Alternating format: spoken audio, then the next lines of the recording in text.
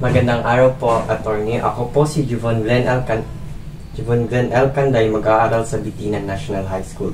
Bilang bahagi ng aming ARPAN activity, kailangan po naming mag-interview ng isang manggagawa na may kaugnayan sa aming dream career.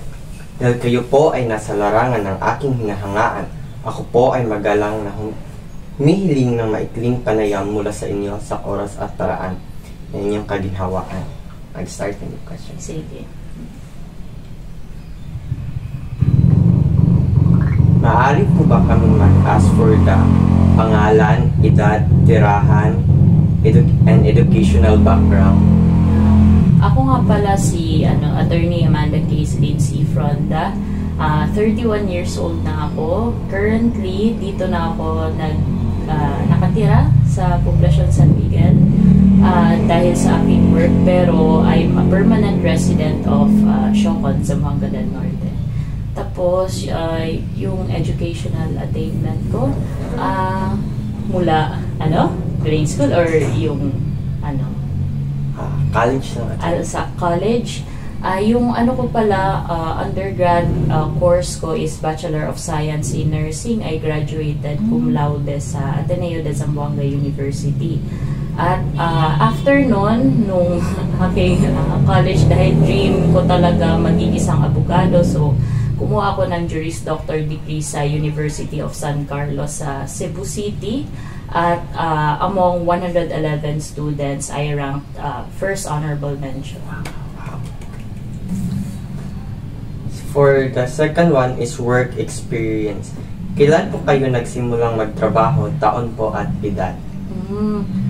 Yung edad hindi ko na gaano maalala kasi hindi ako particular sa age ko. As long as pasok pa rin ako sa kalendaryo, yun yung importante sa akin. But nakapasa ako ng bar dahil kami kasi yung pandemic batch. Supposedly we were to take the bar exams yung year 2020. But dahil sa pandemic, twice siyang na-postpone. So naka-take kami ng exam 2022 na.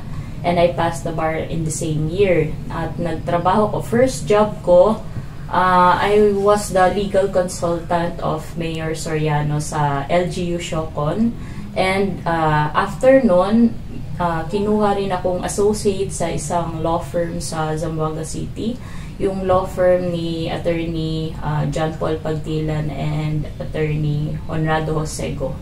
Tapos eventually nun, they treated me as a partner, so naging Pagtilan go and Young Law Offices sa Zamboanga City. But concurrently, ako pa rin yung legal consultant. And just last year, pumasok ako dito sa Public Attorney's Office and dito ako inassign sa Pau San Miguel District Office.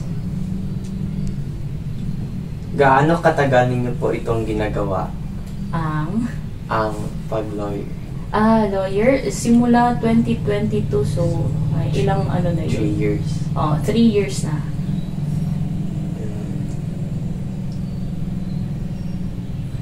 Profile ng trabaho for the third one.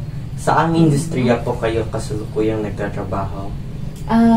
Ngayon, I am a public attorney 1 sa Public Attorney's Office, San Miguel District Office. So, as a public attorney, syempre lawyer work. So, we deal and help indigent litigants whenever they have cases in court. Yung mga kapuspalad nating mga residente dito sa aming sa ating area.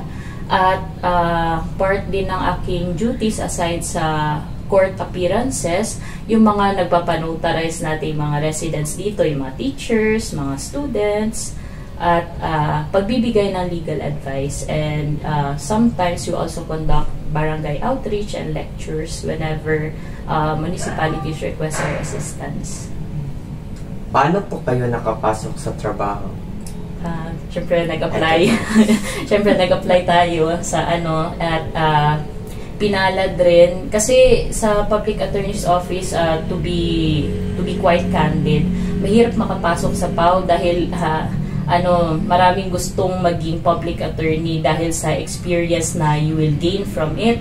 At sa dami-dami ng aplikante, sa time ko last year, pumasok kasi ako last year, February, ako lang yung natanggap from Region 9. So, I'm really grateful to be given this chance to serve the public kasi when I delivered my valedictory address nung high school, I promised myself, my teachers, and my batchmates na kung bibigyan ng pagkakataong maging isang abogado, gusto kong maging abogado ng mga mahihirap. Kasi hindi naman ako mapupunta dito kasi galing din kami sa kahirapan and slowly dahil sa diligence and hard work ng aking family, nung aking lolo at lola, naging professionals yung mga anak nila, and kami rin nabigyan ng opportunity to dream big and to gain this position. So it's also a way of paying forward.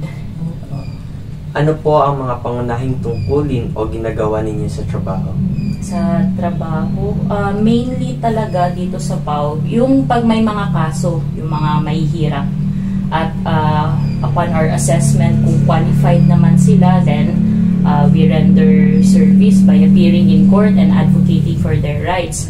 But aside doon, hindi naman kasi everyday may hearing sa korte. So pagbalik dito sa opisina, yung mga kliyenteng nangangailangan ng yung notarial services, lalo na yung mga aplikante sa gobyerno or whether in private companies man, nagpapanotaryo. So yun, aside din sa notarization, yung nagbibigay rin kami ng kaliwanagang panglegal whenever meron silang confusion about the law, kung gusto nilang malaman ano yung mga karapatan nila under the law, then we render legal advice.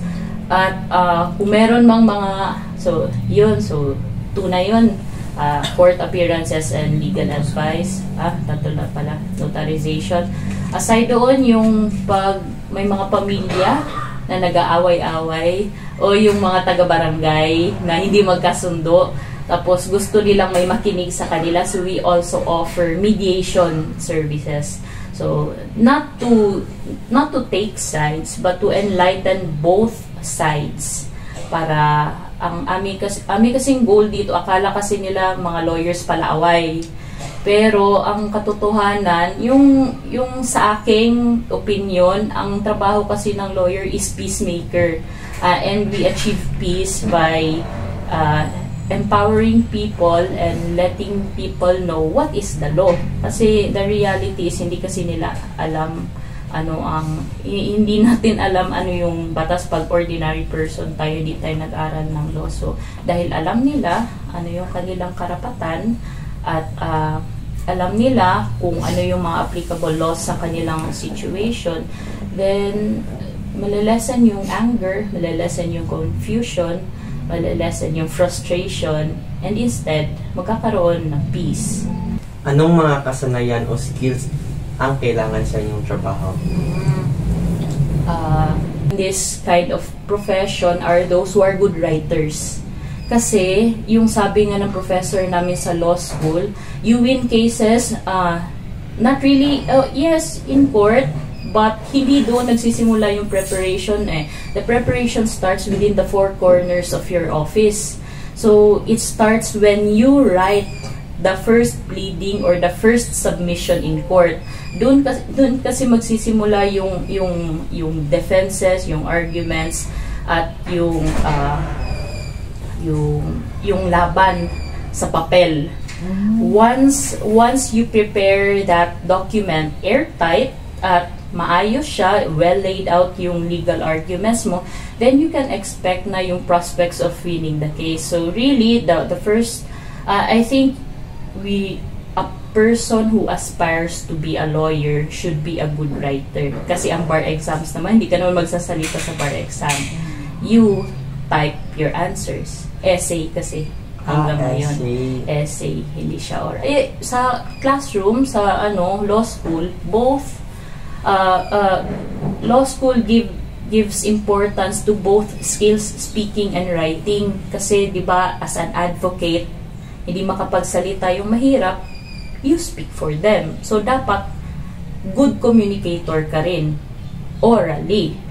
Diyan nahahasa yan during recitations. Everyday kasi may recitation sa law school. But hindi lang doon nagtatapos. Hindi enough na good. May iba kasi na magaling lang sa speaking but not sa writing. You have to develop both. Kaya sa law school din, aside from the battery of oral recitations, meron din kaming puro essay na ang questions niyan per subject ranging from 20 questions to 40 questions in 1 hour and 30 minutes. So, ganon at least in our school, sa USC, sa Cebu. So, ganon. Kasi hindi ka rin makakapasa ng bar exam pag mali-mali yung subject-verb agreement, wrong ang grammar, it will be taken against you, mali ang spelling. So, ngayon pa lang, ikaw na nangangarap na maging isang abogado, you hone that. Para pagdating sa law school, meron ka ng edge. Hindi ka na mahihirapan. Kasi most of the students who take up law and fail ay yung nahihirapan sa grammar at sentence construction. For the fourth one is issue ng paggawa. Ano po ang mga karaniwang problema o hamon na nararanasan ninyo sa inyong trabaho? I think for me, not really a problem. Ang sa akin lang, kanang personally, kasi yung bata pa ako, sa bahay namin kasi Tagalog kami. Kasi yung background is my father is Ilocano, my mother is of Boholano descent. Bisaya. Hindi sila magkaintindihan. So, ang medium Tagalog. Tapos, they stayed for a while sa Manila. Kaya, nung lumalaki kami, hanggang ngayon, Tagalog. Tapos, dito ako na-assign. Although, Siocon is a place where Bisaya is the common language used. Pero, I only know basic Bisaya. So, dito, nung na-assign ako, medyo parang culture shock kasi malalalim yung mga Bisaya ng mga tao dito. Tapos, yung terms na hindi ko narinig before, kaya grateful din ako sa mga kasamahan ko dito kasi pag nakikita nilang naglo-loading na ako, kuana day ang but pasabot ana kay igagaw sila. Igagaw ba o kuan kanang diri manggod ang minyo ug kasal dili siya interchangeable, so imo hangi something like that. So okay ganon. Tapos aside sa yun personal yun na hamon sa akin yung language, may language barrier kasi konti. At aside doon kasi lawyer kami sa gobyerno, lawyer na mga mahihirap yung PAW, expected na din yung workload. Maraming trabaho, pero hindi mo naman pwedeng pabayaan kasi syempre kailangan namin magtrabaho ng marangal dahil pinapasweldohan kami ng publiko. We are paid through the taxes of the people at aminado naman tayong hindi lahat ng mga tao dito sa Pilipinas ay mayayaman, so yung kanilang konting kita babawasan pa ng tax, tapos yung portion of those taxes mapupunta sa amin. So dapat mag-step up din ako as a lawyer for the public. So yun, kahit na may mga panahon talaga, alam yan ni Ate Jen, nanay mo, at ni nung mga staff dito, may mga panahon talaga na mapas mo, dili makakaon. Naganay mga panahon nga magdaot ko na katong magpa-check up sa ospital because nagsasuffer na din yung health ko dahil minsan sa workload. Pero despite that challenge, still kahit nanatili pa rin ako nandito sa opisinang ito because it's fulfilling work. Kahit na hindi ako nakakakain, kahit na medyo nagpa-pile up yung trabaho, meron nga akong dadaling trabaho mamaya. Pero yung pag marinig mo yung kliyente na magtatanong na, hala, ma'am, kuan ka ng salamat kayo, ha? Dayon, pilay bayad, ani? Tapos sasabihin mo, ay, libre diri sa PAW, walay bayad. Tapos, when you see their faces light up, iba sa feeling, parang ganito pala yung public service, hindi kanila walang kapalit enough na yung thank you ng mga tao na nakaka-appreciate, and yung stories na maririnig mo mula sa kanila, yung lalo na sa mga kaso na yung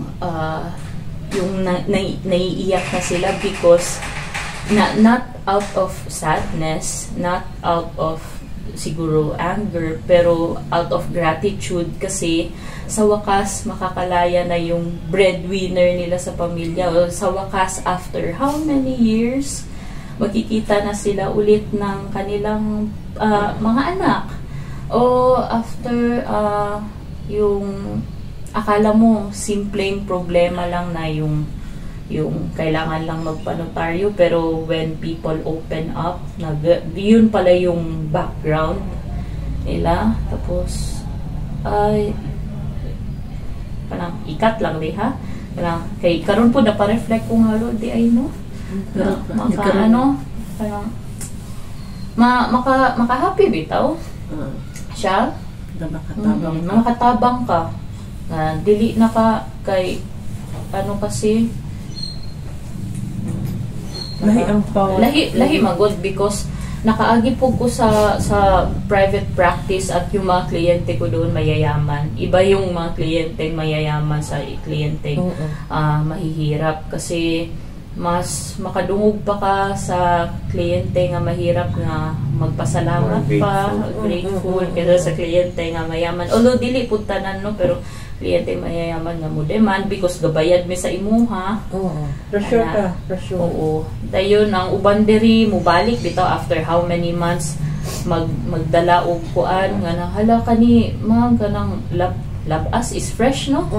Labas nga isda, pero dili mi mo dawat ha, ako mamalibad jud ko. So instead na dawato nako kay kuan maguna siya mahulog nga bribery, bayaran na lang nako. Oo. Para dili na pud sila magdalag mangga diri palito na mo.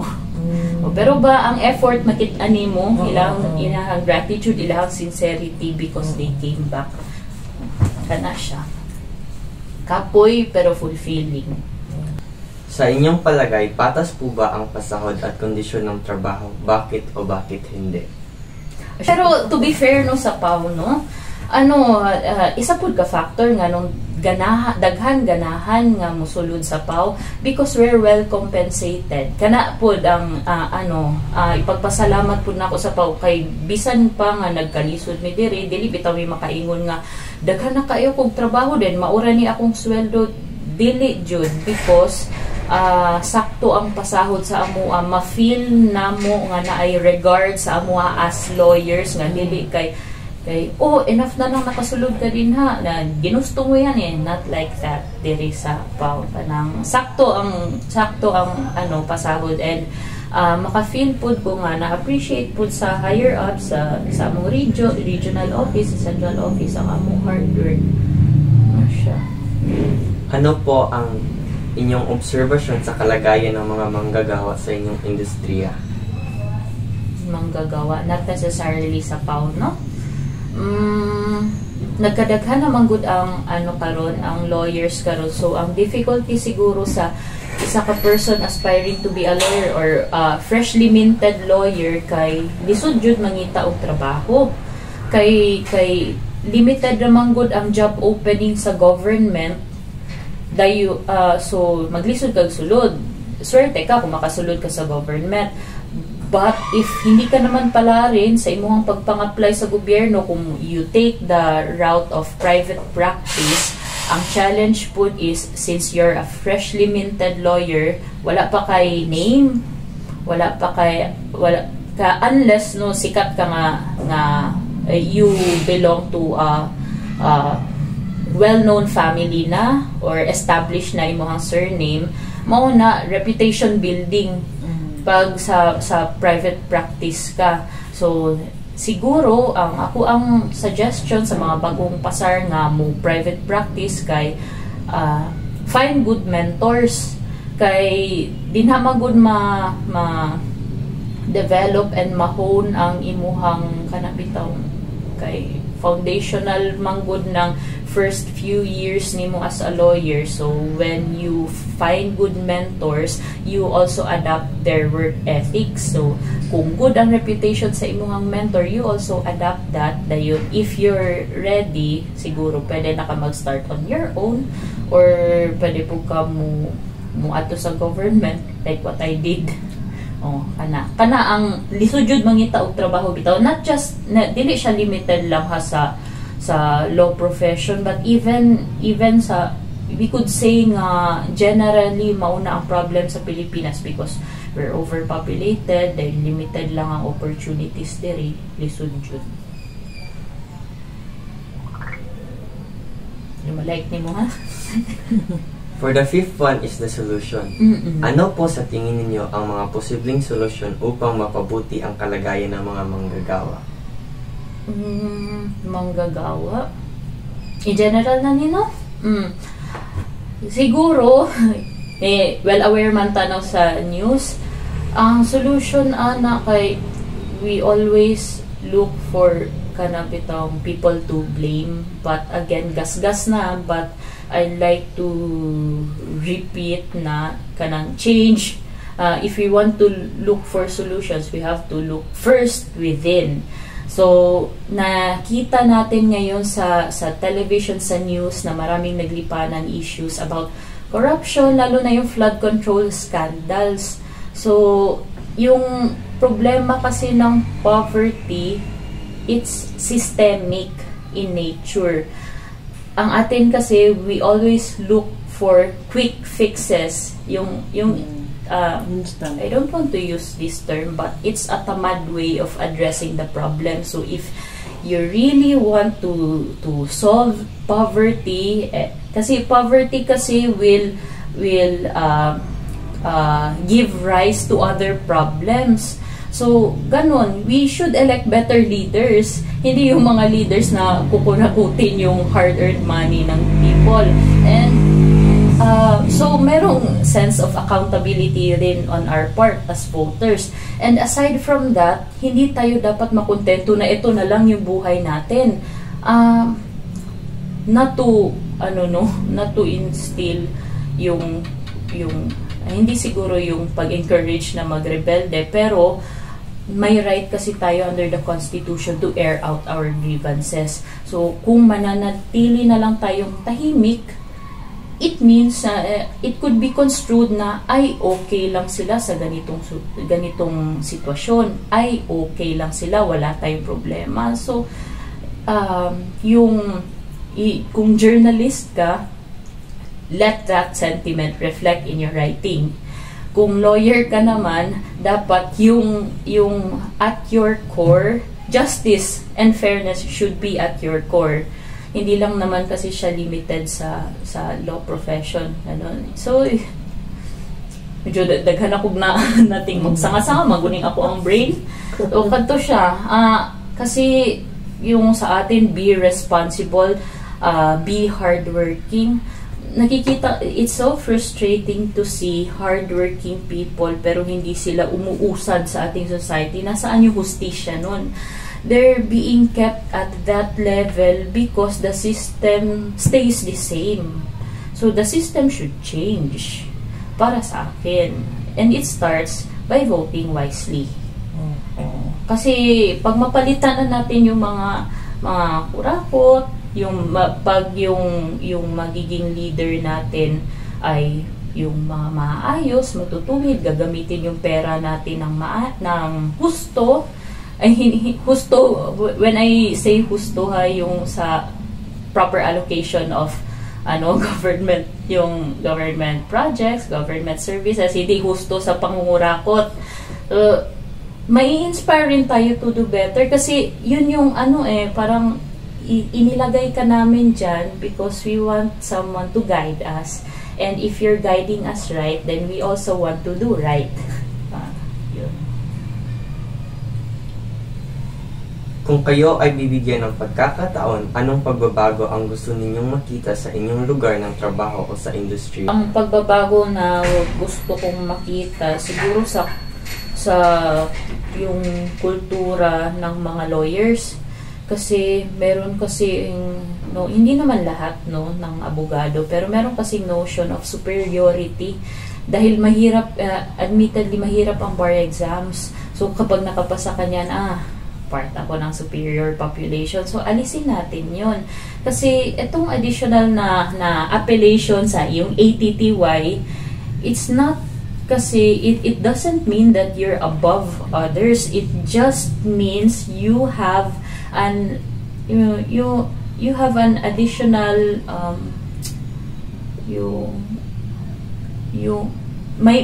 may better opportunity for you to help. So it's not for you but it's for others, parang ganon. So alisin yung sense of superiority kasi marami ako nakikita sa social media and even sa gathering ng lawyers, yung mga mayayabang na abogado, they think that they're infallible pero kung pakinggan naman natin yung legal arguments nila, they don't seem sound naman, or sometimes nagkakamali rin. So alisin natin yung kayabangan kasi yung additional title naman sa pangalan natin para mas marami tayong taong matulungan, hindi dahil for I don't know if I'm pronouncing this right, self-aggrandizement or yung vanity. Pero hindi yun para dun eh. So kung be a lawyer for the right reasons, hindi dahil sa para maging sikat ka. Kasi kung ganun, magiging shallow lang din kasi yung approach mo sa kapwa mo. Kung lawyer ko, paminawa ko ninyo. Lili, lawyer ko, maminaw ko ninyo. For the 6th one is payo sa mga estudyante na nais din pumasok sa industriya. Ano po ang maipapayo ninyo sa mga kabataang gusto pumasok sa parehong industriya? Maipapayo ko sa mga batang gusto rin maging abogado gaya ko. Sa ngayon, gusto kong magpasalamat because you have that dream in your heart. Kasi sa totoo lang, although akala natin ang daming abogado, hindi. We need more lawyers pa. Lalo na sa mga areas na far-flung areas. We need more lawyers. At siguro may papayo ko, wag kayong magmadaling maging matanda.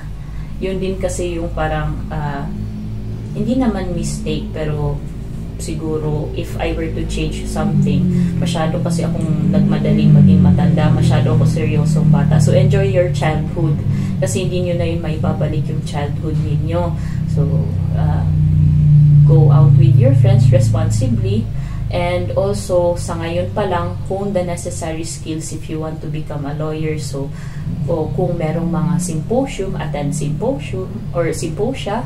Tapos kung merong kung gusto nyo, nakakatulong kasi yun eh. So if you want to be a lawyer, also pwede ka rin mag-join sa debate clubs or yung writing clubs kasi you're hitting kasi both foundational skills that are necessary to become a good lawyer. At isa pa, condition yourself na yung lawyering is about service. Servisyo talaga. Lalo na kung lawyer ka sa gobyerno. So, bonus na lang siguro yun yung mga papuri ng tao na nakukuha mo dahil sa title na nakamit mo. But really, yung laging ilagay sa puso na para ito sa bayan. Dili ko taga-UP ha, pero brag ingon ana ba ang mindset para sa iba. Dayon, use it wisely. Pero wag magmadali na tumanda gaya ko. Enjoy your childhood. Tapos read lots of books kasi sa akin kasi ang nakatulong for me, I don't want to say na best, right? Okay, kanang okay ra pud ko nga writer kay sige kog basa.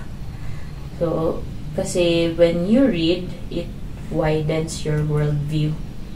You get to be in other places while you're at home, while you're sitting. And maybe katura for now. Next question is, anong mga katangian o ugali ang dapat taglayin ng isang gustong magtagumpay sa ganitong trabaho? Katangian. Yung siguro una, yung never give up attitude, kasi life will test you in many ways. Sa akin ngayon, yung current test is how do I handle my workload, aside sa responsibilities ko sa aking family, and aside sa fact na I'm alone dito kasi ako na-assign, wala akong family here. Yun, to not give up, huwag tumakas sa problema or sa challenge, but instead face it head on, kasi you grow in character out of it. Tapos aside doon, hindi naman lahat ng ako kasi mahiyain, pero in the proper setting you have to show confidence. Kasi kung may kumpiyansa ka sa sarili mo, may kumpiyansa ka sa galing ng isinulat mo, may kumpiyansa ka sa arguments in court, may empower mo yung kliyente mo kesa naman yung pag makita nila yung lawyer nila na although nervousness is a very human feeling, no? Hindi naman tayo nakaka-escape sa ganyang emotion. Lahat naman tayo siguro nakakaramdam yan. But it also helps if you gain that confidence. It is not something you have siguro na built in. It's something you gain. It's something you cultivate, and you cultivate that by through experience and through diligence. And aside doon sa confidence and the never give up attitude, yun, diligence. Kasi some people are innately brilliant, but dahil sa kanilang brilliance, yung complacent na sila. So a person who is diligent beats a person who is innately brilliant, kasi if kasi you just rest on your laurels, hanggang dun ka na lang. Pero naniniwala kasi ako na hanggang buhay ka pa, meron pang another level na ma-achieve ka. It only ends when you die. So yun, yung be persistent, be diligent, and yung wag kang makontento sa ano lang yung alam mo. Kasi sa law profession kasi, every year nadadagdagan ng bagong cases, yung tinatawag nating jurisprudence. Kasi yung unlike other professions na kung ano yung trabaho nila, yun na lang. Dito kasi sa law profession, the law evolves over time. So you have to keep up with that evolution. You have to evolve as a person as well to keep up. Because kung hindi ka, nagbabago kasi yung rules namin.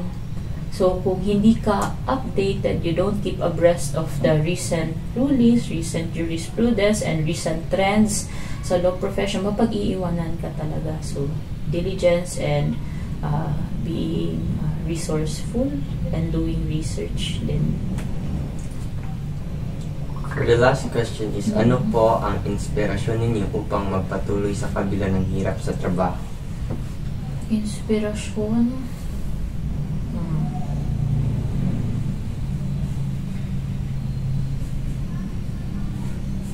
Nagkuhan po sa una ko siya i-frame ang answer. Dalgo na kate.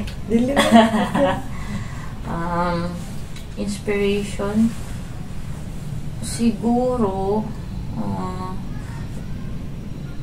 yung sa nakikita ko kasi sa current situation natin, yung maraming problema yung ating, hindi naman ako savior type of person, no? Pero I feel the collective frustration ng mga tao na maraming problema. So, inspirasyon ko rin, aside sa makatulong sa publiko dito sa aking posisyon, kasi hindi naman ako makakarating dito sa level that I am right now kung hindi dahil sa pagsusumikap ng parents, na aking grandparents, at yung aking mga ancestors. Kasi sa totoo lang, hindi kami mayaman, hindi kami affluent na family. Dito pa tong orientation na mo sa PAO, sa Manila, naman ay history sa PAO. Dayon dito, doon sinabi nila na yung originally, yung Public Attorney's Office is an office na dedicated to help yung agricultural tenants. So parang it's a full circle moment for me kasi dito wala ko nakabalo ato when I made the essay. Dito na ako nahibawan katong nakuha na ko sa PAO. So nagpasalamat ko sa ako ang mga lolo ug lola nga mga saop. Dayon katong balaod kay nitabang sa mga saop. Kaning opisina nga ako ang gisudlan karon, originally kaning nga opisina nagtabang sa mga saop. So I have full circle. So kuan anong naabot ganito diri? Kaatang inspiration. Inspiration. So yung sa akin kasi kanang dili po ko ano mo ingon nga love man tatanan sa Ginoo pero Lord, thank you. Thank you kay murag somehow destined siya ba. So kay naa na ko diri na ko siya sayamon. Daghan ra ba ganahan makasulod diri. Ug sa tanang lugar wa man ko padungog sa lugar nga San Miguel kay taga Zamboanga del Norte ko, other side. Ang Zamboanga del Sur is south, norte is north. So magkaiba. Ako ang madunggan is Marcos, but I had no idea nga na yung municipality of San Miguel. But sa more than 1 year na nako diri, I've grown to love the place and have grown to love and respect the culture, the people diri. Napalapit na din yung loob ko. So nganong of all places, Siocon magud ako gibutang, Siocon or Zamboanga City. Kay Zamboanga City dito ko nag-college, so familiar for me. Nganong San Miguel man ko gibutang. So maybe siguro na ako'y buhaton diri. Maybe diri ko gibutang because mas makatabang ko diri rather than sa Siocon or Zamboanga City. Ana. So kana inspiration nga. Maybe it's all for a reason. At doon na po nagtatapos ang aking panayam. Thank you po, attorney. Thank you po. Kuan ka na, murag mood lighting. Shake hands. Ay, mag-shake hands. Alam mo. Actually, kulbaan. Mas kulbaan